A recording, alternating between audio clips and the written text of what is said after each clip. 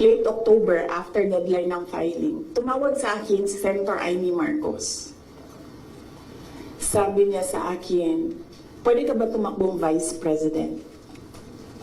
Sabi ko sa kanya, alam mo, hindi ko pa narinig, ever, na sinabi sa akin na tumakbo akong Vice President. Sabi ko, bakit mo ako nire-request ngayon na tumakbong Vice President? And I'm happy that she was honest enough to say, kasi matatalo kami ni Lenny kung hindi mo dalahin ang Bisaya.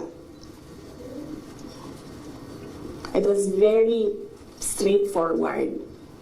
Now, it was all about winning, sinabi niya sa akin.